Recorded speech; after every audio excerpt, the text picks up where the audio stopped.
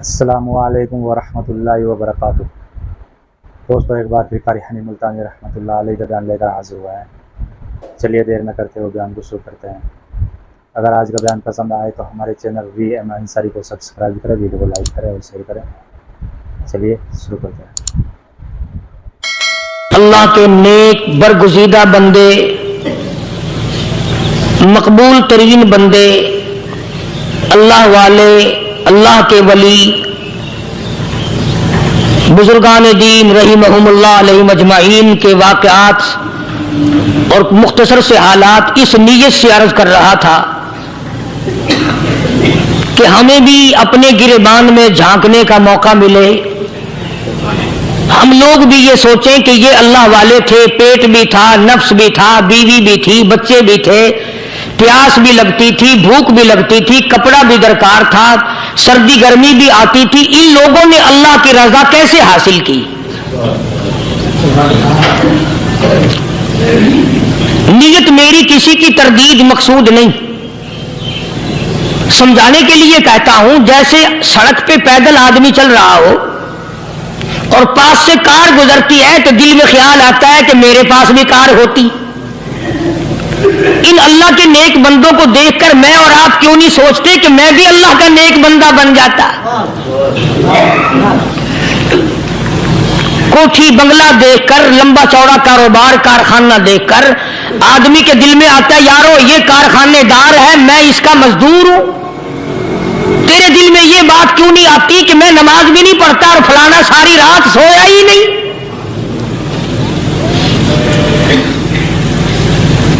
ہم لوگ اپنے معاملات میں، اپنے کردار کے بارے میں آخر کب سوچیں گے؟ وہ کون سی نئی زندگی ملے گی؟ بس ایک دھوکہ لگا ہوا ہے، او جی میں تو گناہگار ہوں میرا کیا، او جی میں تو گناہگار ہوں میرا کیا، یوں کرتا کرتا ہی مر جائے گا، توبہ نہیں کرنی۔ کوئی آدمی پلیت ہو اور وہ یہ کہتا رہے او یار میں تو پلیت ہوں، یار میں تو ناپاک ہوں، میرا کیا میں تو ناپاک ہوں۔ اللہ کے بندے پانی کے پاس جا، غسل کر، پھر ہی تو پاک بنے گا۔ اپنے آپ کو پلیت پلیت کہتا رہے یوں تو پاک نہیں بنے گا۔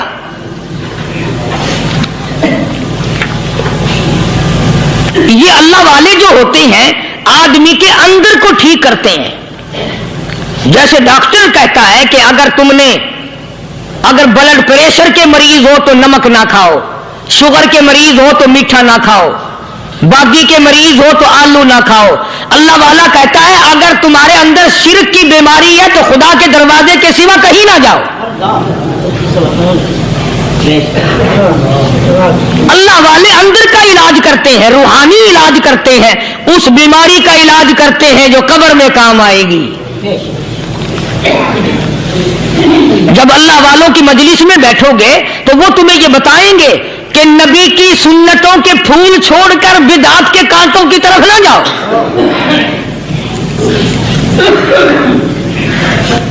اور ہدایت ہے محمد کریم صلی اللہ علیہ وسلم کی، سبحان اللہ۔ وہ جوان کتنا خوش نصیب ہوگا جو حضور کے ساتھ سواری پہ سوار ہے۔ اللہ اکبر۔ سیدنا معاذ بن جبل رضی اللہ تعالیٰ عنہ کی ذات اقدس ہے، جس سواری پہ محمد عربی صلی اللہ تعالی علیہ وسلم سوار ہے، اسی سواری پہ صحابی بھی سوار ہے، آپ کے پیچھے سوار ہے۔ آپ نے 3 مرتبہ ارشاد فرمایا یا معاذ، وہ کتنا مقدروں والا جوان ہوگا جس کا نام آقا کے پیارے پیارے منہ سے نکلا۔ فرمایا یا معاذ، او معاذ، عرض کیا لبیک و سعدیک، میرے آقا میں حاضر ہوں، میں غلامی میں حاضر ہوں۔ کچھ نہیں فرمایا، پھر دوسری مرتبہ ارشاد ہوا یا معاذ، عرض کیا لبیک و سعدیک، کالی کملی والے میں تیری خدمت میں حاضر ہوں، میں غلامی میں حاضر ہوں۔ تیسری مرتبہ پھر فرمایا یا معاذ، سمجھے آپ؟ یہ تو حضور کو پتا تھا کہ میری آواز اس نے پہلی دفعہ میں سن لی، پکار رہا ہے میں حاضر ہوں. 3 مرتبہ آواز اس لیے دی، یعنی میں جو تجھے بتانا چاہتا ہوں وہ بڑی اہم بات ہے، توجہ کر، دھیان کر اس بات کی طرف جو میں تجھے بتانے لگا ہوں. تیسری مرتبہ ارشاد ہوا یا معاذ، عرض کیا لبیک و سعدیک، میرے آقا میں حاضر ہوں، غلامی میں حاضر ہوں. ارشاد فرماؤ، فرمایا یا معاذ لا تشرک باللہ، او ماضی مجھ سے ارشاد سن لے، مجھ سے پیغام سن لے، میں محمد کریم صلی اللہ تعالی علیہ وسلم تجھے بڑی پتے کی بات بتانے لگا ہوں، گر کی بات بتانے لگا ہوں، کوئی حقیقت کی بات بتانے لگا ہوں. لا تشرک باللہ، او میرے جمال میرے صحابی، او معاذ اللہ کی ذات میں اللہ کی صفات میں کسی کو شریک نہ ٹھہرانا.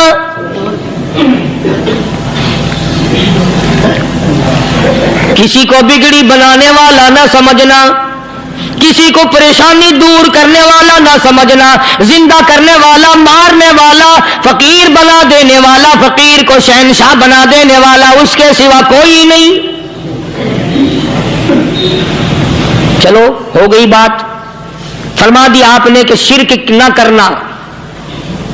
اب ہماری بات سنو، ابھی حدیث کا جملہ باقی ہے جو محمد عربی صلی اللہ علیہ وسلم کی زبان مبارک سے نکلا، اہم بات باقی ہے. ٹھیک ہے فرما دیا، لیکن اب سوال کرو سرکار مدینہ صلی اللہ علیہ وسلم سے کہ جی اگر کوئی مصیبت کی وجہ سے کر بیٹھے، اگر کوئی پریشانی کے عالم میں آ کے کر بیٹھے، کوئی دکھوں کا مارا ہوا کر بیٹھے، تو صاف فرما دیا، فرمایا او معاذ ان قتلتا،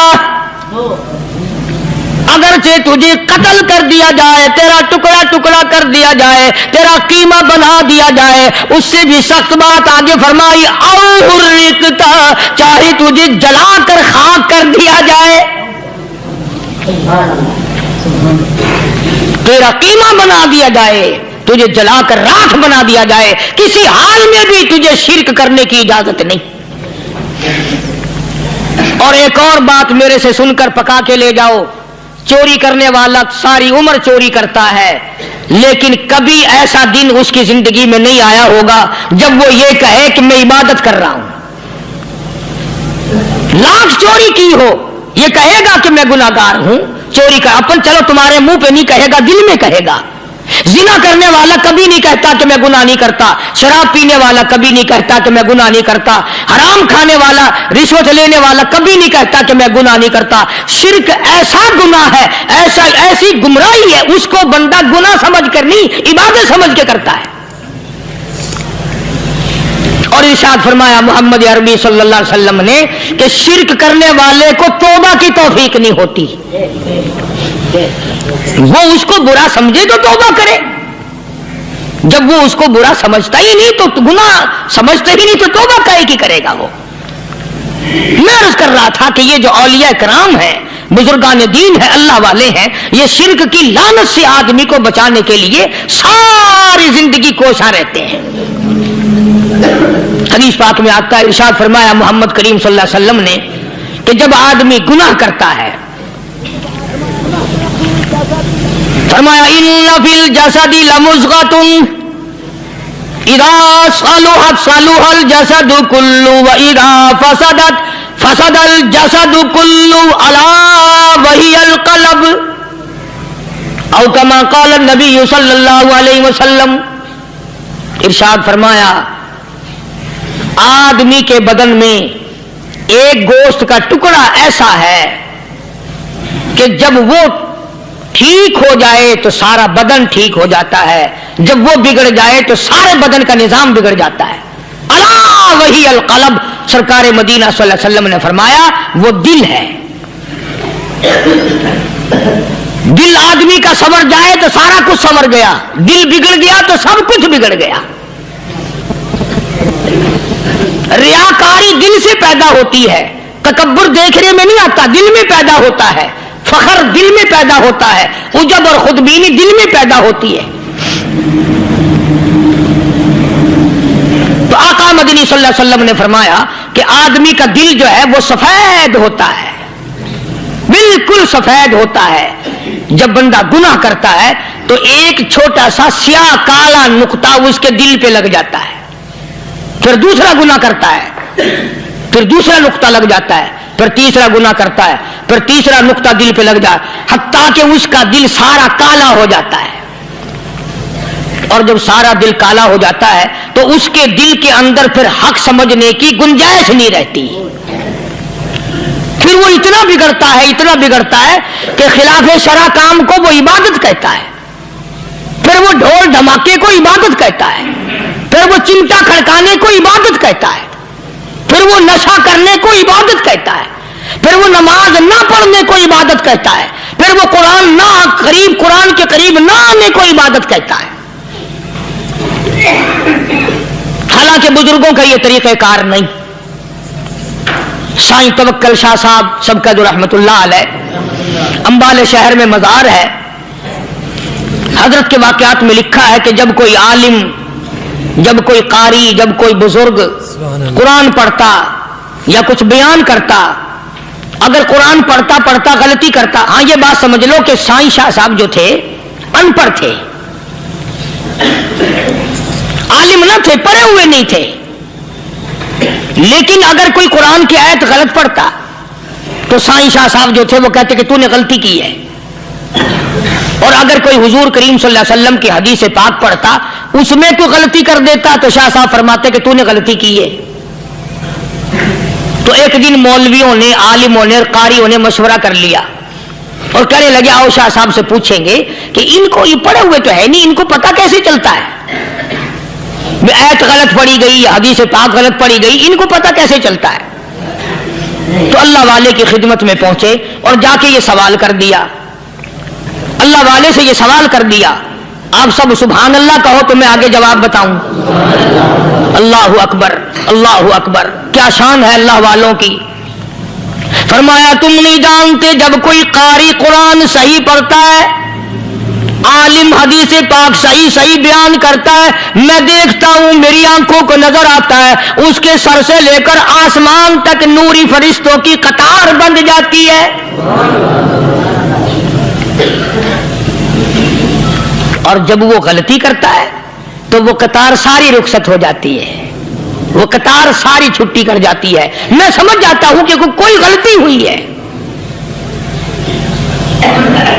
یہ ہے اللہ والوں کی باتیں جو ہم لوگوں کے کام آنے والی ہیں، جو ہمارے سوچ و بچار کی ہیں، جو ہمارے کرنے کی ہیں، کہ کتنے دن ان حضرات کو فاقے کرنے پڑے، مصیبت جھیلنی پڑی، پریشانی اٹھانی پڑی تو پرواہ ہی نہیں کرتے تھے۔ مخلوق سے سوال کرنا ان حضرات کے یہاں بہت بری بات تھی، بلکہ نفحۃ الیمن ایک عربی کورس کی کتاب ہے، درس میں پڑھائی جاتی ہے عربی مدرسوں میں۔ ہم نے جب سبق پڑھتے تھے تو ایک واقعہ پڑھا تھا کہ کسی پہاڑ کی غار میں ایک اللہ والا رہتا تھا اور اللہ اللہ کرتا تھا، ہر وقت اللہ کی طرف سے کھانا آ جاتا تھا اور وہ کھا لیا کرتا تھا۔ تو خدا امتحان بھی کرتا ہے، آزمائش بھی کرتا ہے، دعا کیا کرو اللہ ہماری آزمائش نہ فرمائے، ہم لوگ آزمائش کے قابل کہاں ہیں۔ تو اللہ پاک نے جب اس اللہ والے کی آزمائش فرمائی تو 3 دن تک کھانا نہ آیا، 3 روز تک کھانا نہیں آیا۔ جب نہیں آیا تو بھوک نے ستایا، اور جب بھوک نے ستایا تو پریشانی ہوئی، اور جب پریشانی ہوئی تو دل میں خیال آیا کہ اب میرے لیے سوال کرنا جائز ہو گیا، اب تو میں بالکل بھوک نے تنگ کر دیا مجھے۔ تو پہاڑ سے نیچے اترے اور جا کر کے ایک مکان پہ سوال کر دیا، اور سوال یہ کیا کہ اللہ نام پہ مجھے کھانا چاہیے۔ ان گھر والوں نے 3 روٹیاں دے دی، ان گھر والوں نے 3 روٹیاں دے دی، اور یہ اللہ کا ولی لے کے چل دیا۔ تو جس گھر سے 3 روٹیاں ملی تھی ان کے یہاں ایک کتا بھی تھا، وہ اس ولی کے پیچھے پیچھے لگ گیا اور بھونکار قریب تھا کہ کاٹ کھائے، پھاڑ کھائے، اللہ کے ولی نے سوچا کہ یہ تو بڑا ظالم کتا پیچھے لگ گیا، ایک روٹی اس کو پھینک دوں، 2 مجھے کافی ہو جائیں گی، یہ پڑا اس کی ہلے لگ جائے گا، مشغول ہو جائے گا، میں نکل جاؤں گا۔ یہ کتاب کی بات ہے، حدیث کی نہیں۔ تو نفحۃ الیمن کتاب میں واقعہ یوں لکھا کہ کتا ایک روٹی کھا کے پھر بھاگ کے اس ولی کو مل گیا اور بہت بھونکا اور کاٹنے کے قریب ہوا۔ تو پھر اللہ کے ولی نے سوچا کہ یار ایک ہی روٹی کافی ہو جائے گی، یہ تو پھر ظالم پیچھے ہو گیا، اس نے دوسری روٹی بھی اس کو پھینک دی۔ اللہ کی شان، کتا دوسری روٹی کھا کر کے پھر ولی کے پیچھے پیچھے، اس نے سوچا ایسی روٹیوں سے تو یوں ہی بھلے، وہ تیسری بھی پھینک دی، کتے نے تیسری بھی کھا لی، اور جب تیسری روٹی کھا کے کتا بھونکا، اب ولی کھڑا ہو کر غصے میں آ گیا اور کہنے لگا او کتے تجھے شرم نہیں آتی؟ عربی کا لفظ ہے وَمَا عَدِيمُ الْحَيَا، اور بغیرت کمینے، تیرے مالک نے 3 روٹیاں دی تھی، جس دروازے پہ تو رہتا تینوں کھا لی، پھر بھی بھونکتا ہے؟ 3 روٹیاں میں نے تجھے دے دی، پھر بھی بھونک رہا ہے؟ تو یوں لکھا اس کتاب میں کہ اللہ پاک نے کتے کو بھی زبان دی، اور وہ یہ کہنے لگا کہ ولی صاحب ذرا ٹھہرو، خود فیصلہ کرو، تم بے غیرت ہو یا میں بے غیرت ہوں؟ فیصلہ جناب کریں، میں کتا ہوں، آپ ولی ہیں، جنت کے کھانے کھائے، ارے 3 دن نہ ملا تو آدمی کے دروازے پہ آ کے ماتھا گھسایا، جھولی پھیلائی، بھیک مانگی، مجھ سے قسم لے لو میں کتا ہوں، کئی مرتبہ 8 دن ٹکڑا نہیں ملتا، قسم لے لو اس دروازے کے سوا کبھی کسی دوسرے دروازے پہ نہیں گیا میں۔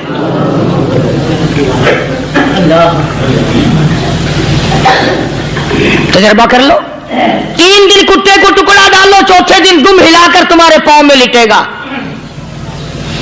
ساری عمر گزر گئی اس مالک کا دیا ہوا کھاتے ہوئے پیتے ہوئے، آج بھی تجھے اس مالک کا دروازہ سمجھ نہیں آیا۔ پانی وہ پلاتا والذی ہوا یطعمنی ویسقین وَإِذَا مَرِضْتُ فَهُوَ يَشْفِينِ،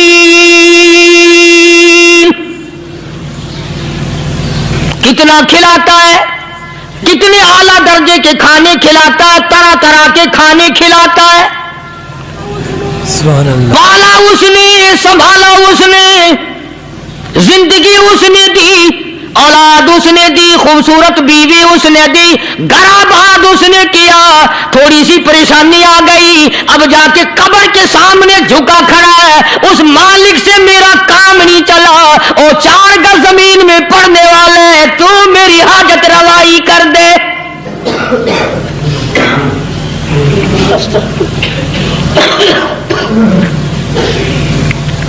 کون سے ولی نے یہ تعلیم دی، کون سے ولی نے یہ ترغیب دی؟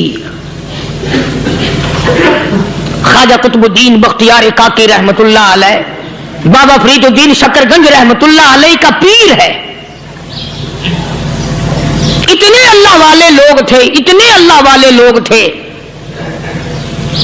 خواجہ قطب الدین بختیار کاکی رحمت اللہ علیہ کا آخری وقت دلی شہر میں آ گیا، نہ دولت تھی، نہ کوٹھی تھی، نہ بنگلہ تھا، فقیری، ہائے ہائے، عجیب بادشاہت ہوتی ہے ان لوگوں کی، بادشاہ ان کے دروازوں پہ آیا کرتے تھے۔ خواجہ ابو الحسن خرقانی رحمت اللہ علیہ بزرگ گزرے ہیں، محمود غزنوی کا زمانہ ہے۔ محمود غزنوی مرحوم بادشاہ نیک آدمی تھا۔ خواجہ ابو الحسن خرقانی رحمت اللہ علیہ کی خدمت میں آیا اور حضرت نے یوں پوچھ لیا، فرمایا محمود 2-4 دن پہلے بھی تو سنا تھا کہ تم ادھر آئے ہو، مجھ سے مل کے نہیں گئے؟ تو کہنے لگا حضرت سرکاری دورے پہ آیا تھا، سرکاری دورے کی لپیٹ میں اللہ والے کی زیارت کو بے ادبی سمجھتا ہوں، اللہ والے کی زیارت کرنے آؤں، کام کوئی اور لے کر آؤں اور اللہ والے کی زیارت کروں؟ میرے نزدیک یہ بے ادبی ہے۔ فرمایا آج ارادہ کر کے آئے ہو؟ کہ جی ہاں ارادہ کر کے آیا ہوں۔ باتیں ہوتی رہی، محمود کہنے لگا حضرت آج بہت بڑا کام لے کر آیا ہوں، دعا فرماؤ، سومناتھ کے مندر پہ حملے کا ارادہ ہے، 70 राजाओं की फौज आएंगी, 70 बादशाहों की फौज आएगी, 70 राजा हिंदू अपनी फौज लेकर आएंगे, मैं अकेला मुसलमान मुकाबले में आऊंगा। दुआ फरमाओ वो कादिर करीम मुझे फतह अता फरमाए। कैसी नीयत लेकर आया करते थे बादशाह लोग फकीरों के दरबार में।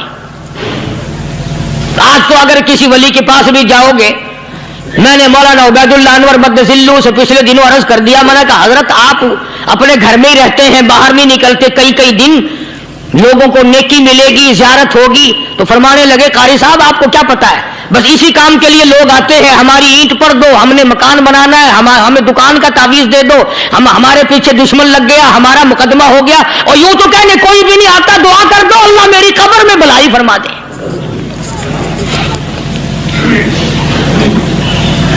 तो महमूद गजनवी ने ख्वाजा अबुल हसन खरकानी से दरखास्त की कि आप दुआ फरमाएं। अल्लाह वाले ने दुआ भी फरमाई और अपना मुसल्ला दे दिया। यूं फरमाया महमूद जब मुश्किल वक्त आ जाए इस मुसल्ले पे खड़े होकर 2 रकात नमाज अदा करना। पता चला कि अल्लाह की मदद जो है वो नमाज के साथ है। मैं तुम्हें भी बताता हूं, वली तो मैं नहीं, जब भी कोई परेशानी आए, जब भी कोई तकलीफ आए, फरमाया इस्ताईनो बिस्सब्री वस्सलाह, नमाज पढ़ो इंशाअल्लाह आसानी होगी। सब्र कर, नमाज पढ़, इन्नल्लाह मस्साबिरीन, अल्लाह पाक सब्र करने वालों का साथी है। सब्र भी करता जा, नमाज भी अदा करता जा, जिससे तेरा बिगाड़ है यूं भी सोचता जा मेरी तरफ से कोई जुल्म ना हो जाए, मैं मारा जाऊंगा। सल्ला साथ लेकर चला गया और अपनी फौज को लेकर के सोमनाथ के मंदिर पे हमला कर दिया। मुसलमान फौज बड़ा सफर करके आई थी, दूर से आई थी, थकी हुई थी, चूर चूर थी, इतने हालात ना थे, इतने हथियार ना थे। 70 राजाओं की फौज के मुकाबले में मुसलमानों को शिकस्त हो गई। महमूद गजनवी को खबर दी गई बादशाह शिकस्त हो गई। महमूद ने 2 रकात नमाज अदा की। और यह भी बता दूं, अल्लाह वालों का इतना अदब किया महमूद गजनवी ने कि उस मुसल्ले पे खड़े होकर नमाज नहीं पढ़ी, उसको सर के ऊपर रख के नमाज पढ़ी। मुसल्ला अल्लाह वाले का सर पे रख लिया और नमाज पढ़ी खुदा के हुजूर में, और फिर सर सजदे में रख दिया। मेरे परवरदिगार बेनियाज खालिक व मालिक, मैं गुनाहगार सही, मैं स्याकार सही, मैं तेरा बंदा हूं। और मेरे मौला मुकाबला कुफर से है, हक परस्तों की न की तूने घर दिल जोई नहीं, ताना देंगे बुत के मुस्लिम का खुदा कोई नहीं। और मेरे परवरदिगार आज मुझे जलील ना कर, आज मेरी शिकस्त ना कर, आज मुसलमानों को शिकस्त ना दे। और बेनियाज परवरदिगार काफिर कहेंगे इनका खुदा कहां गया। बस महमूद गजनवी ने अल्लाह के हुजूर में नमाज अदा की और दामन फैलाया और सर सजदे में रखा। वो इत्तला मिली कि शिकस्त फतह में बदल गई। चुनांचे जुमे का खुतबा महमूद गजनवी ने सोमनाथ के मंदिर के अंदर दिया। किस कदर अल्लाह वालों को दिलचस्पी थी इन मामलात से कि कौम के लिए भलाई हो, मुल्क के लिए भलाई हो, अवाम के लिए आखिरत की दुनिया की भलाई मकसूद थी। ख्वाजा कुतुबुद्दीन बख्तियार काकी रहमतुल्लाह अलैह दिल्ली शहर में रहते हैं। बादशाहों का जमाना है। अल्लाह अल्लाह क्या अजीब लोग थे। आज तो अच्छे भले दीनदार तबका नमाज पढ़ाने वालों को नमाज के, गुस्ल के, वुजू के मसाइल मालूम नहीं। दोस्तों ऐसा वक्त था सुल्तान सलाहुद्दीन खिलजी रहमतुल्लाह अलैह को बादशाह होकर अरबी की बहुत बड़ी 4 जिल्दों में किताब है हिदाया बादशाह सलाउद्दीन खिलजी को जुबान नहीं आता, इतनी बड़ी अजीम किताब जुबान नहीं आती। वो बादशाह भी हुआ करते थे और वली भी होते थे। सुल्तान आलमगीर रहमतुल्लाह अलैह बहुत बड़ा बादशाह होकर, औरंगजेब है, आलमगीर है, इतना बड़ा अजीम बादशाह, मगर हुजूर करीम सल्लल्लाहु अलैहि वसल्लम की 5000 हदीसें पाक इस बादशाह को जुबान नहीं आती। और कुरान का हाफिज था, कुरान का कारी था, कुरान का आलिम था, कुरान का मुफस्सिर था, वली भी था, बादशाह भी था, अल्लाह वाला भी था, और इतना खौफ था दिल में, मैं तुम्हें क्या बताऊं। अल्लाह अकबर, बादशाह होकर के कपड़ा खरीदा, मजदूरी करके कपड़ा खरीदा बादशाह ने, और कपड़ा खरीदकर उसकी टोपियां अपने हाथों से सी। आलमगीर रहमतुल्लाह अलैह ने उसकी टोपियां अपने हाथों से सी और चांदनी चौक दिल्ली में खड़े होकर फरोख्त की, बेची। 6-7 रुपए जमा करके एक थैली में बंद करके ऊपर लिखा आलमगीर का कफन इन पैसों से खरीदा जाए। कभी हमने भी सोचा जो रिश्वत मारने वाला आदमी है, बताओ उसके लिए कफन कहां से अच्छे पैसे तलाश करके लाया जाएगा? रिश्वत का ही कफन मिलेगा ना। जो आदमी मिलावट करके पैसे कमाता है, फनकारी करके पैसा कमाता है, दगा और फरेब करके पैसे कमाता है, तो आज हमारा कफन भी सही नहीं, कफन भी दगा वाला, फरेब वाला, मिलावट वाला। बल्कि तुम तो कहते हो कि आजकल खाने के लिए खालिस कुछ नहीं मिलता। मैं कहता हूं मैयत को गुस्ल देने के लिए पानी खालिस नहीं मिलता। ये जो हम मोटरें नलके लगाते हैं, ये पैसे कौन से हमारे खालिस हैं? जो साबुन मैयत को मल रही है, कौन से पैसों का खरीदा हुआ है? जो खुशबू मैयत को लग रही है, कौन से पैसों की खरीदी हुई है? जो कफन पड़ रहा है, वो कैसे पैसों का कफन है? और मैं आगे बढ़ करके कहता हूं, जो कंधों पे उठाए जा रहे हैं, वो कौन से कुतुब हैं, कौन से अबदाल हैं? जिसने मैयत को गुस्ल दिया है, कभी मालूम किया कि वो कितना बड़ा नेक आदमी है? ये तो हमारे आखिरी वक्त का हाल है, और इस तरफ किसी का ध्यान नहीं, सोच नहीं, विचार नहीं, कतई तौर पर अंधे हो जाते हैं। ओ मियां ठीक है जो कुछ हो रहा है। अच्छा, एक बात अर्ज करूं, अल्लाह तबारक व तआला के यहां जब हम जाएंगे, अगर और सारे मामलात को छोड़ दो, अल्लाह पाक यही पूछ ले कि मियां ये कफन जो पहन के आया ये कैसा है? ये जो कफन पहन के आया ये कैसा? हम क्या जवाब देंगे? बादशाह आलमगीर रहमतुल्लाह अलैह ने थैली पे लिख करके बंद करके रख दिया, जब मेरा इंतकाल हो जाए, मेरी मौत आ जाए, जब मैं दुनिया से रुखसत हो जाऊं, जब मैं दुनिया से चला जाऊं, मेरा आखिरी लिबास जो मैंने साथ लेके जाना है, वो शादी के जोड़े दुनिया तैयार करती है, सफर के जोड़े दुनिया तैयार करती है, गैर मुल्कों में जाने के लिबास दुनिया तैयार करती है, इधर उधर जाने के लिए, तकरीबों में जाने के लिए जोड़े लिबास पोशाक दुनिया तैयार करती है। और मैं कहता हूं लोगों, कब्र की पोशाक हम कब तैयार करेंगे?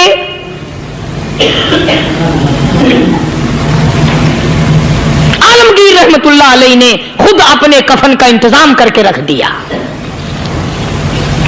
हमारे घरों में तो अगर कफन का जिक्र करो तो घर वाले भी मुंह बनाएंगे, छोड़ो तुमने कफन की बातें बनानी शुरू कर दी अभी से ही। और एक और अर्ज करूं, कफन भी मुकद्दर वालों को मिलता, कईयों को मिलता ही नहीं।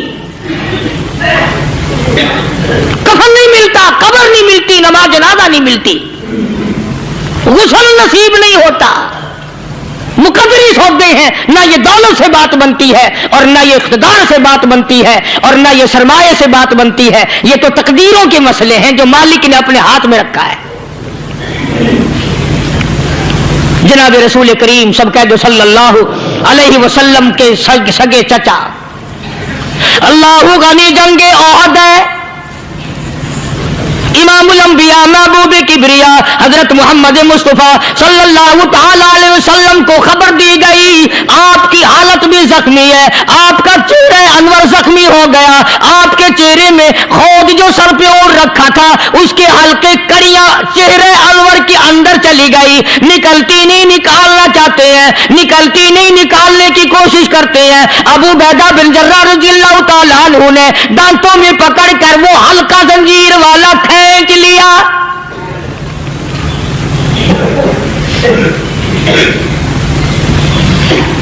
اللہ غنی، ادھر خون کا پھوارا چھوٹا، خون کا پھوارا چھوٹا۔ اللہ، عرش الہی سے آواز آئی، جبریل، پل جھپکنے کے برابر جبریل ساری دنیا کا نظام طے کر سکتا ہے۔ توجہ، اللہ نے آواز دی، جبریل، عرض کیا حضور، فرمایا یاد رکھ اگر میرے محبوب کا خون زمین پہ گر گیا تو پھر تو جبریل کا آئے گا۔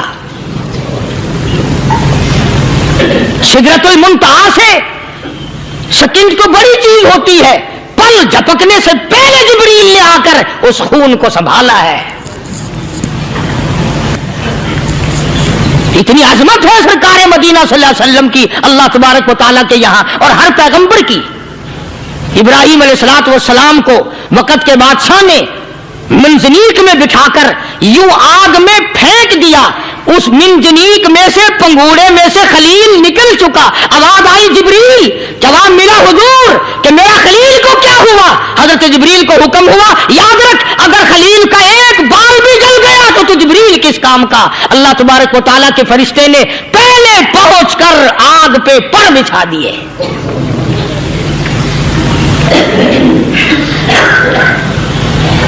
یوسف علیہ السلام کو بھائیوں نے کنویں میں پھینکا۔ اب بتاؤ کنواں کوئی 100-200 گز یا 100-200 میل تو لمبا نہیں ہوتا۔ میں خالق کی بے نیازی تمہیں بتا رہا ہوں اور اپنے پیغمبروں کی کس طرح حفاظت فرماتے ہیں، سبحان اللہ۔ بھائیوں نے کنویں میں دھکا دیا، جبریل جی یہ کیا ہوا؟ تو میرا نبی آیا، میرے نبی کے کنویں میں جانے سے پہلے تخت بچھا دے۔ جبریل نے پر بچھا کر تخت بنا دیا۔ وہ تو یوں بچاتا ہے، وہ تو یوں سنبھالتا ہے۔ ابو عبیدہ بن جراح رضی اللہ تعالی عنہ نے سرکار مدینہ صلی اللہ علیہ وسلم کے چہرے انور میں سے وہ جو زنجیر کڑی کھینچی، اللہ اللہ، ابو عبیدہ کے 2 دانت نیچے کے، 2 اوپر کے، 4 دانت نکل گئے۔ آج ہمارے دانتوں کو کیڑے کھا جاتے ہیں، کھوکھریں بن جاتی ہیں، نکل جاتے ہیں۔ ابو عبیدہ تو کتنا خوش نصیب جوان ہے، تیرے 4 دانت تو نکل گئے پر حضور صلی اللہ علیہ وسلم کی تکلیف کو تو نے دور کیا، یعنی آقا کی خدمت کرتے ہوئے ابو عبیدہ کے دانت نکل گئے۔ ادھر اپنی تکلیف آئی، ادھر پتا چلا کالی کملی والے صلی اللہ تعالی علیہ وسلم تیرے چچا کا حال ٹھیک نہیں۔ صلی اللہ علیہ وسلم بڑا صدمہ پہنچا، بڑا رنج پہنچا۔ ایک بات کرتا ہوں، توجہ کر کے لکھ کے لے جاؤ، کام آئے گی، بیٹیوں کو بتاؤ، بہنوں کو بتاؤ۔ سرکار کی نظر پڑی، سرکار کی نظر پڑی حضرت صفیہ رضی اللہ تعالی عنہ، حضور کی بوا، حضور کی پھوپھی، حضرت زبیر رضی اللہ تعالی عنہ کی اماں، امیر حمزہ رضی اللہ تعالی عنہ کی بہن دوڑی دوڑی آتی ہے۔ پتا چلا نا مدینے میں کہ بھائی کا حال ٹھیک نہیں، شہید کر دیا گیا، عورت ذات دوڑی دوڑی آئی۔ حضور نے فرمایا زبیر کون عورت ہے، جا کے روکو، لاش کا حال ٹھیک نہیں، کپڑے پھاڑے گی، جزا فضا کرے گی، میں نے سنا ہے لاش کا حال ٹھیک نہیں ہے۔ حضرت زبیر نے آ کے روکا، قریب آ کر پہچان لیا حضرت زبیر کی اماں تھی۔ انہوں نے کہا اماں اجازت نہیں، آگے نہ جاؤ۔ حضرت صفیہ عرب کی تکلیم آئی، مارا غصہ زبیر کو، وہ پرے پھینک دیا، کہنے لگی ہٹ ایک طرف، میں اپنے بھائی کو دیکھنے نہ جاؤں۔ زبیر کو تو مکہ مار کے پرے پھینک دیا۔ اور لوگوں توجہ کرو، غلام آپ بھی بنتے ہیں، غلام میں بھی بنتا ہوں، خدا کی قسم ٹائم پہ غلامی کا پتہ چلتا ہے۔ پھر زبیر کہنے لگا اماں حضور نے منع فرمایا، آگے نہ جا، حضور نے منع فرمایا۔ خدا کی قسم ذمہ داری سے کہتا ہوں، علماء نے لکھا ہے حضرت صفیہ نے جو پیر قدم آگے رکھنے کے لیے اٹھایا ہوا تھا وہ آگے نہیں رکھا، پیچھے ہٹ کے رکھا ہے، میرے نبی کے فرمان کے خلاف نہ ہو جائے، میرے نبی کے ارشاد کے خلاف نہ ہو جائے، اگر خلاف ہو گیا تو میں ماری جاؤں گی۔ اور وہی رک گئی، کہنے لگی او زبیر بیٹے جاؤ، میرے محبوب سرکار مدینہ صلی اللہ تعالی علیہ وسلم سے جا کے کہو میں نے لاش کا حال سن لیا ہے، مجھے سب کچھ پتہ چل گیا ہے، جا کے کہو بے شک میں عورت ہوں لیکن گھبراؤں گی نہیں، جب سے میں نے تیرا کلمہ پڑھا ہے میں نے صبر کرنا بھی سیکھ لیا ہے۔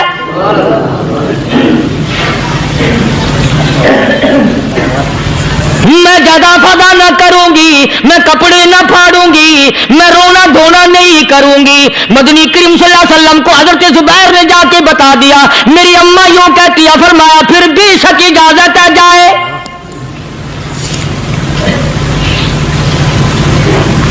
آج کی کوئی مائی ہوتی اتنا حال دیکھ کر بھائی کا نہ جانے ہارٹ فیل ہو جاتا۔ صفیہ نے آ کے دیکھا اپنے بھائی سیدنا امیر حمزہ کے دونوں کان نہیں، ناک نہیں، لب نہیں، 11 ٹکڑے ہوئے پڑے، روتی نہیں، گھبراتی نہیں، دھڑام سے گرتی نہیں، چہرہ نہیں پیٹتی، ماتم نہیں کرتی، کھڑی ہو گئی، کہنے لگی او میرے پروردگار میرے بھائی کی قربانی قبول فرما، میرے بھائی کی قربانی کے صدقے میں میرا بھی بیڑا پہاڑ کر دے۔ اور خبر تو مل گئی تھی نا کہ کپڑے بھی اتار کر لے گئے، بغل میں سے 2 چادریں نکالی ہیں، بغل میں سے 2 چادریں نکالی کہ میرے بھائی کو کفن دے دینا۔ یوں جو نظر پڑی ایک انصاری نوجوان رضی اللہ تعالی عنہ، وہ بھی ننگا پڑا ہے، کافر اس کو بھی شہید کر کے گر گئے۔ مسلمانوں ذرا اندازہ لگاؤ، یہ بھی مسلمان تھے، یہ بھی نبی کے عاشق تھے، یہ بھی دیوانے تھے، ایسے وقت میں بھلا ایسی بات کس کو سوجھے؟ ماں جایا بھائی ہو، سگا بھائی ہو، اچھی محبت اور تعلق ہو بہن بھائی کا، اور سید الشہداء حضور نے فرمایا ہو وہ ننگا پڑا ہے، 11 ٹکڑے ہوئے پڑے ہیں، ایسے وقت میں ایسی بات کون سوچے؟ صفیہ کہنے لگی لوگو ایک چادر اس بھائی کو دو جو میری ماں کے پیٹ سے پیدا ہوا، ایک چادر اس بھائی کو دو جو محمد کے کلمے نے میرا بھائی بنا دیا ہے، جو میرے نبی نے کے کلمے نے میرا بھائی بنا دیا ہے۔ کل قیامت میں خدا یہ نہ فرما دے صفیہ کفن دینے آئی، خیرات دینے آئی تو اپنے کو دے کے چلی گئی۔ اب ان میں ایک چادر ہے چھوٹی اور ایک ہے بڑی، پھر کہنے لگی میری چادریں واپس کر دو، ایسا نہ ہو میرے بھائی کو بڑی مل جائے دوسرے بھائی کو چھوٹی مل جائے، اللہ پاک کل یہ نہ فرما دے اگر کفن دینے بھی آئی تو اپنے کو بڑی دوسرے کو چھوٹی، یہ اللہ کی رضا والا تو کام نہیں۔ قرہ اندازی کی، سگے بھائی سیدنا امیر حمزہ رضی اللہ تعالیٰ عنہ کے حصے میں چھوٹی چادر آئی اور اس انصاری جوان کے حصے میں بڑی چادر آ گئی۔ چنانچہ جب محمد عربی صلی اللہ تعالی علیہ وسلم تشریف لائے تو حضور کو اتنا صدمہ پہنچا، میری مستقل کیسٹ ہے سیدنا امیر حمزہ رضی اللہ تعالیٰ عنہ کے عنوان پر، آپ لوگ اسے خرید کے سنیں۔ تم بھی کہتے ہو کہ ہم نے اسلام کی بڑی خدمت کی، ہم نے قرآن کی بڑی خدمت کی، ہم نے علماء اور طالب علموں کی بڑی خدمت کی، ہم نے مسجد اور مدرسوں کی بڑی خدمت کی۔ میں یہ کہتا ہوں آؤ دیکھو تو صحیح کہ ان حضرات نے کہاں تک قربانیاں دی ہیں۔ حضور نبی کریم صلی اللہ تعالی علیہ وسلم جب اپنے پیارے چچا کی لاش پہ آئے، چہرے پہ نظر پڑی دونوں لب نہیں، کالی کملی والے صلی اللہ تعالی علیہ وسلم نے منہ میں جھانک کر دیکھا تو زبان نہیں، ذرا نیچے کو نظر کی پیٹ میں جگر اور کلیجہ نہیں، دونوں ہاتھ نہیں، دونوں کان نہیں۔ یہ حال دیکھ کر حضور صلی اللہ علیہ وسلم کو چکر آ گیا، زمین پہ تشریف فرما ہو گئے، اور پھر بلکہ یہاں تک لکھا ہے کہ آپ نے یوں فرمایا، او میرے مالک اگر صفیہ مائی میری بوا پھوپھی یہاں نہ ہوتی تو میں یہ ٹکڑے بھی نہ اٹھاتا، اگر تو یوں ہی راضی ہے تو میں بھی یوں ہی راضی ہوں۔ اور پھر جب ان ٹکڑوں کو جوڑا گیا تو صحابہ نے عرض کیا، یا رسول اللہ صلی اللہ تعالی علیہ وسلم، امیر حمزہ قداور آدمی تھا، لمبا تکڑا بہادر آدمی تھا، حالت یہ ہے چادر چھوٹی ہے بھی ایک ہی، اگر سر ڈھانپتے ہیں تو پیر کھل جاتے ہیں، پیر ڈھانپتے ہیں تو سر کھل جاتا ہے۔ حضور نے فرمایا سر کو چھپا دو، پیروں پہ میرے چچا کے درختوں کے پتے ڈال دو۔ میں یہ عرض کر رہا تھا کہ اللہ والے ہر وقت میں آدمی کی اصلاح کی کوشش کرتے ہیں، اسے بنانے کی کوشش کرتے ہیں، اسے سمجھانے کی کوشش کرتے ہیں۔ اللہ تبارک و تعالی ہر مسلمان کو توفیق دے کہ وہ اپنی زندگی بھر اللہ والوں کی خدمت میں جانے آنے کی، قرآن کی خدمت کی ہر وقت پروگرام بنائے، نیت خیر رکھے۔ کیوں؟ اس لیے اسی کو کہتا ہے کہ لیے پھرتی ہے بلبل چوچ میں گل،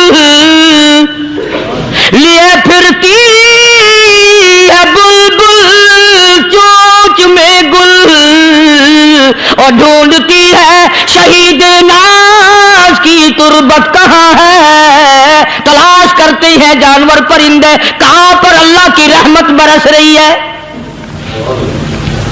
تو ہمیں بھی اللہ کی رحمت کا طالب ہونا چاہیے، اللہ کی رحمت کا متلاشی ہونا چاہیے۔ اللہ پاک مجھ پہ اور آپ سب پر، ساری امت پر اپنا کرم فرمائے۔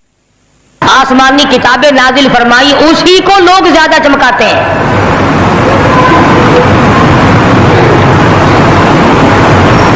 خدا اس بات کو گوارا ہی نہیں کرتا کہ میری طرف سے بغیر میرے اعلان کے کوئی ذرہ برابر اعلان کر سکے۔ وہ کسی قلندر کو، کسی ملنگ کو، کسی کو اختیار نہیں دیتا۔ جن کا خدا جیتا جاگتا حی و قیوم قائم دائم ہے وہ تو ایسا ہے، اور جن کا خدا کبھی پیدا ہوتا ہے کبھی مر جاتا ہے ان کی میں بات نہیں کرتا۔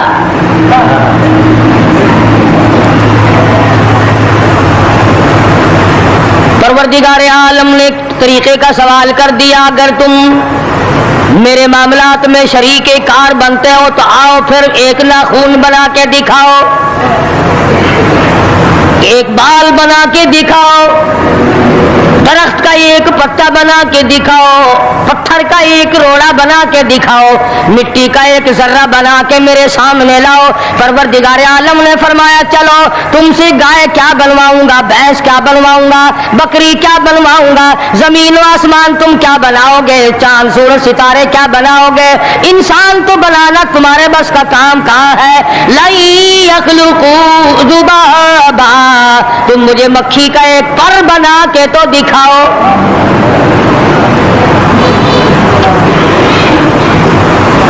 فرمایا جس کے دل میں توحید و ایمان یقین کی دولت جم جاتی ہے وہ لوگ تو دنیا ہی میں ایمان کا مزہ چکھتے رہتے ہیں، ایمان کی لذت آتی ہے۔ صحابہ اکرام رضوان اللہ تعالی علیہ مجمعین کی جماعت نے دنیا ہی میں جنت کو دیکھا، جنت کی خوشبو سونگھی، کسی کو جنت کی ہوا لگی، کسی نے جنت کا نقشہ دیکھا، کسی کو جنت کا نظارہ کرا دیا گیا دنیا ہی میں۔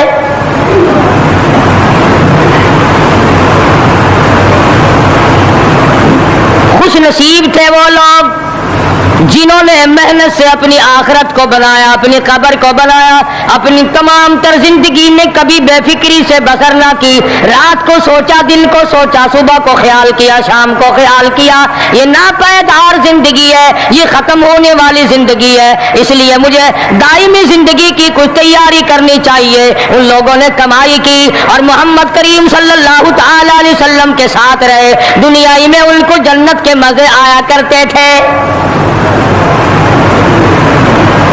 من عمل صالحا من ذکر او انثى وهو مؤمن فلنحيينه حياة طيبة محنت کرنی پڑتی ہے، تکلیف اٹھانی پڑتی ہے، پریشانی جھیلنی پڑتی ہے، جب جا کر کچھ کام بنتا ہے، استقامت کے ساتھ کام بنتا ہے، جہاد فی سبیل اللہ کے ساتھ کام بنتا ہے، گردنیں کٹانے سے کام بنا کرتا ہے، اپنی جانوں کا قیمہ بنوانے سے کام بنا کرتا ہے، پھونک مارنے سے نہ کبھی کام بنا اور نہ آج بن سکتا ہے۔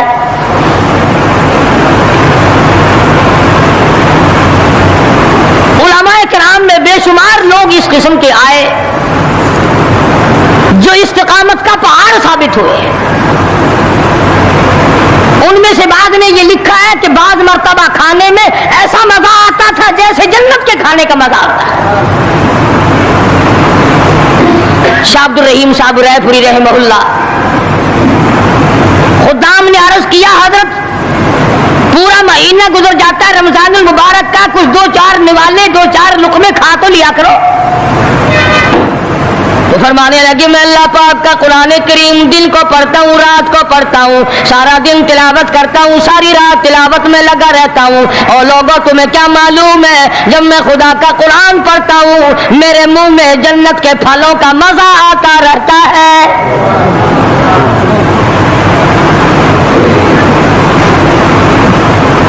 صحابی ہے مدنی کریم صلی اللہ تعالی علیہ وسلم کا، احد پہاڑ کی طرف جا رہا ہے، ایک دوسرا صحابی سامان لے کے لینے کے لیے واپس آ رہا ہے، وہ جانے والا پوچھتا کدھر چلا؟ کہتا ہے مجھے فلانا کام ہے۔ پوچھا تم کہاں چلے؟ کہتا رب ذوالجلال کی قسم احد پہاڑ سے جنت کی خوشبو آ رہی ہے۔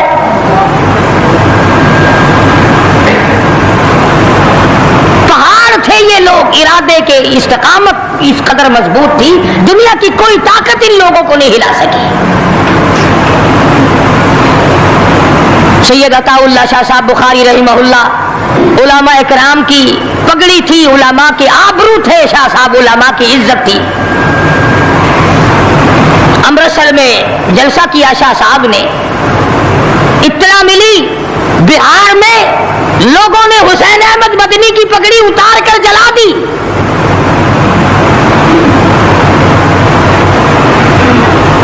بخاری نے جلسہ کیا، لوگوں نے جستجوانہ نگاہوں سے دیکھا کہ آج بخاری سٹیج پہ ننگے سر کیوں آیا؟ فرمایا ہاں جو کچھ نگاہوں سے پوچھ رہے ہو سمجھ گیا ہوں، تم یہی کہتے ہو نا کہ میں ننگے سر کیوں آیا ہو جب حسین احمد کی پگڑی تم نے اتار دی۔ بخاری اوڑھ کر آنے والا کون ہوتا ہے؟ آج تک دیکھو ان بہاریوں کو تم کہاں کہاں یہ دھکے کھاتے پھرتے ہیں۔ مولانا حسین احمد مدنی رحمت اللہ علیہ کی پگڑی اتاری، پیروں کے نیچے بلی اور جلا دی، داڑھی میں شراب پھینکی، بے عزتی کی، پتھر مارے۔ جو سب سے آگے تھا صبح کو تالاب میں نہانے گیا، پیر اوپر ہے سر نیچے ہے، لوگ کہنے لگے بلے بلے اتنا لمبا سانس، بہت دیر ہو گئی۔ جب آدھا دن گزرا لوگوں نے جا کے دیکھا حضرت دنیا سے تشریف لے جا چکے تھے، وہ مر چکا تھا، پاؤں اوپر سر پانی میں ڈوب کے مر گیا۔ اس طرح سے غرق کیا خداوند عالم نے کہ میرے ولی کی توہین کرنے والوں تم بچ کے نہیں جا سکتے۔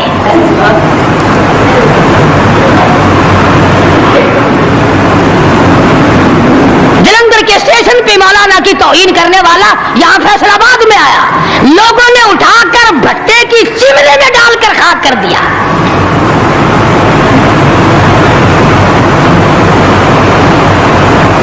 اللہ والوں کی توہین بشرطے اللہ والا ہو، ڈھنگ والا نہ ہو، فریب والا نہ ہو، ٹھگی والا نہ ہو، کتے بلی والا نہ ہو، اللہ والا ہو، خدا اس کا انتقام لیتا ہے۔ کلکتے میں مولانا ابوالکلام آزاد رحمہ اللہ کی بیگم بیمار ہے، مولانا ابوالکلام آزاد رانچی جیل میں ہے،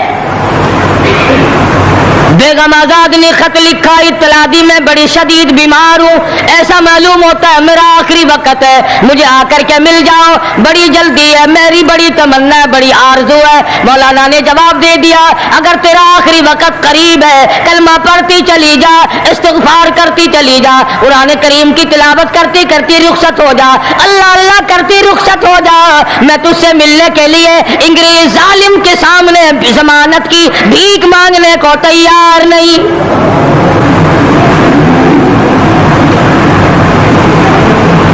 आज ये जो उलमा की तौहीन करते हैं, कभी अखबारों में लिखकर फला मुखालिफ था पाकिस्तान का, तुमने पाकिस्तान का कौन सा कंधा दे रखा है, तुमने पाकिस्तान का क्या संवारा, तुमने पाकिस्तान का क्या बनाया, आधा पाकिस्तान बेच के खा गए और तुम्हें पूछने वाला कोई नहीं।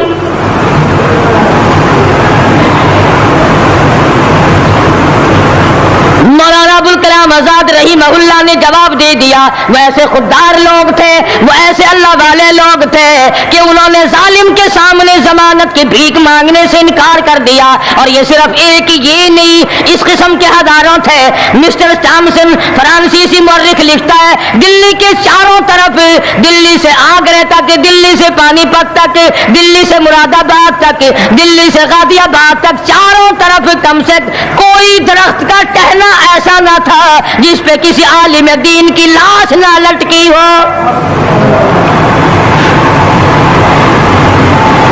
और चूरी खाने वालों तुम्हें क्या पता है, पाकिस्तान को भून भून कर खाने वालों तुम्हें क्या पता है, पाकिस्तान की कौम का चमड़ा उधेड़ने वालों तुम्हें क्या मालूम है, पाकिस्तान की आबरू बर्बाद करने वालों तुम्हें क्या मालूम है, पाकिस्तान की इज्जत को तबाह करने वालों तुम्हें क्या मालूम है कि उलमाए किराम का क्या किरदार है। 400 अरबी मदरसे थे दिल्ली के चारों तरफ, एक भी तालिब इल्म बाकी ना रहा, ना नाजिम रहा, ना मोहतमिम रहा, तमाम के तमाम पढ़ने वाले पढ़ाने वाले असातिज़ा भी तालिब इल्म भी तमाम के तमाम अंग्रेज जालिम से टकरा कर शहीद हो गए।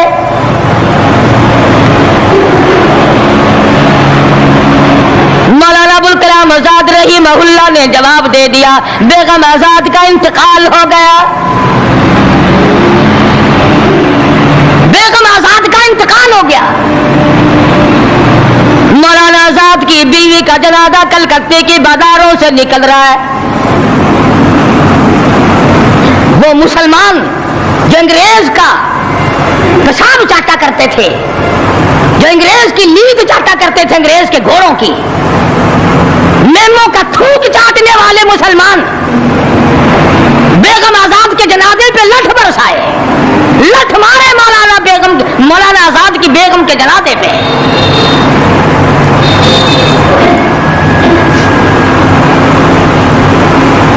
बजाय एक अल्लाह वाली के जनाजे में शिरकत करते। आज भी ये अखबारों वाले कभी कहते हैं हिंदुस्तान में मुसलमानों के साथ यूं हो रहा है, देवबंद में यूं हो, तुम अपनी तो बात करो, तुम्हारे यहाँ क्या हो रहा है? कौन सी रात है जिसमें डाका नहीं, कौन सा दिन है जिसमें एक्सीडेंट नहीं, कौन सी घड़ी है जिसमें किसी मुसलमान के कलेजे को तुम चीर कर नहीं खाते? दूसरों की बातें करते हो और तुम्हारे पास पैसे हराम के हैं, तुम अखबार पढ़े बगैर जी नहीं सकते। अगर 5 रुपए का अखबार हो जाएगा फिर भी तुम नाश्ता, 50 हज कर लो फिर भी अखबार से सुबह इंशाअल्लाह होगी तेरी। हाजी साहब सुबह कुरान पढ़ा कर अखबार कब्र में काम नहीं आएगा, निरा झूठ, निरा बकवास। कोई रेडियो का सर पकड़े बैठा है, कोई सारी रात टीवी के सामने मरे हुए कुत्ते की तरह पढ़ के गुजार देता है, दूसरों की तनकीद, दूसरों को बकवास। मौलाना अबुल कलाम आजाद रहीमहुल्लाह की बेगम का जनाजा गुजर रहा है, लोगों ने लठ मारे, मुसलमानों ने मारे, कलमा गो ने मारे, मुसलमानों की आल औलाद ने लठ चलाया। सैयद अताउल्लाह शाह साहब बुखारी रहमतुल्लाह अलैह को पता चला, तीसरे चौथे दिन तशरीफ ले गए, बिन बुलाए गए। وہاں جا کر کے لوگوں کو للکارا اور فرمایا لوگوں تم نے اس عفیفہ کے جنازے پہ لٹھ جلایا, تم نے اس سیدہ کے جنازے پہ لٹھ چلایا جس کو بے نقاب تو کیا تم نے کبھی با نقاب بھی نہیں دیکھا. لیڈر کی بیوی تھی, عالم کی بیوی تھی, بہت بڑے سیاستدان کی بیوی تھی. کلکتے کے لوگوں نے مولانا ابوالکلام آزاد کی بیوی کو کبھی بغیر پردے تو کیا پردے میں بھی نہیں دیکھا. آج تو جب تک ساتھ لے کر بازار میں سے گزر نہ جاؤ اس وقت تک لیڈری نہیں چمکتی. کم سے کم پتہ تو چلنا چاہیے نا اس کے گھر میں مال کیسا ہے. اور اب تو بلکہ جب نکاح ہوتا ہے تو اسی وقت دلہے دلہن کا اخبار میں فوٹو آتا ہے کہ دلہا کس بھاؤ کا دلہن کس بھاؤ کی ہے. شرم نہیں آتی مسلمان کہلاتے ہوئے. ادھر کی بارات میں بھی حاجی, ادھر کی بارات میں بھی مسلمان اور نمازی. بھئی یہ کیا حرکتیں ہو, ارے بس لڑکے وڑکے ہیں نا, چھوکرے وکروں کے کام ہے. کیا قیامت میں قبر میں گزارا ہو جائے گا یوں؟ اللہ پوچھے گا کہ تم کیا کیا بدماشیاں کیا کرتے تھے. جی ہم تو بڑے نیک آدمی تھے, ہمارے لڑکے بڑے حرامی تھے, وہ یوں کیا کرتے تھے. کیسے کام چلنے لگا. سید عطا اللہ شاہ صاحب بخاری رحمت اللہ علیہ نے للکار کے کہا تم نے اس عفیفہ کی بے عزتی کی, توہین کی, سیدہ کی توہین کی جس نے کبھی تم نے کبھی اس کو بے نقاب تو کیا با نقاب بھی نہیں دیکھا, برقعے کی ساتھ بھی نہیں دیکھا. فرمانے لگے میری نگاہ, میری نظر, میری آنکھ دیکھ رہی ہے کہ تمہاری لاشوں کو کلکتے کے بازاروں میں کتے گھسیٹ رہے.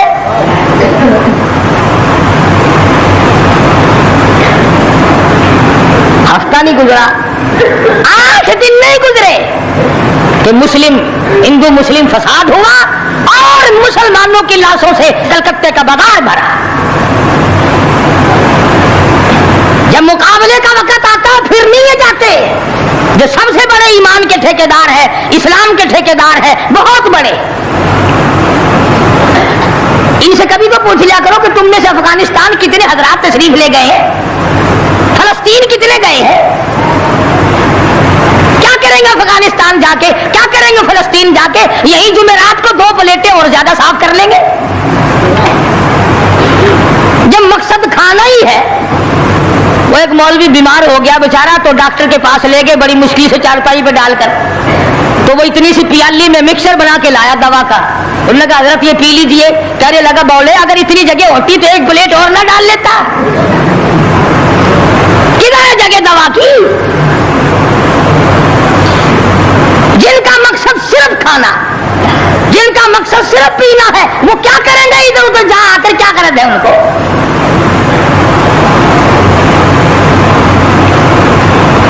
شیخ العربی والا جم حضرت مولانا سید حسین احمد صاحب مدنی رحمت اللہ علیہ جیل میں ہے, انگریز کی مخالفت کرتے ہوئے, دشمنی کرتے ہوئے جیل میں ہے. آپ کو اطلاع دی گئی مولانا تمہاری والدہ انتقال کر کے جنازے پہ آ جاؤ, اماں کا کر منہ دیکھ لو, کندھا دے دو, ساری عمر کے لیے تمہاری والدہ کا چہرہ چھپ جائے گا. مولانا نے جواب دیا ایک والدہ کا, ایک بھاوج اور بھابھی کا, بھتیجی اور بہنیں مولانا مدنی کے جیل میں رہتے رہتے 6 جنازے گھر سے نکلے. 6 جنازے گھر سے نکلے. ہر وقت اطلاع دی گئی تشریف لاؤ, کے جنازے میں شرکت کرو, اماں کا چہرہ دیکھ لو, اماں کو اپنے ہاتھوں سے دفن کر دو. مولانا نے جواب دیا الحمدللہ اللہ پاک نے مجھے توفیق بخشی ہے, میں یہیں بیٹھا دعا کروں گا. او میری والدہ اللہ کے یار رخصت ہو جا, اللہ تیری قبر کو جنت کا باغ بنائے, اللہ پاک آخرت بہتر بنائے, دنیا سے ایمان کی دولت ساتھ لے جانے کی توفیق عطا فرمائے. پر میں تیری زیارت کے لیے, میں تیرے جنازے میں شرکت کے لیے انگریز ظالم سے ضمانت کی بھیک مانگنے کو تیار نہیں.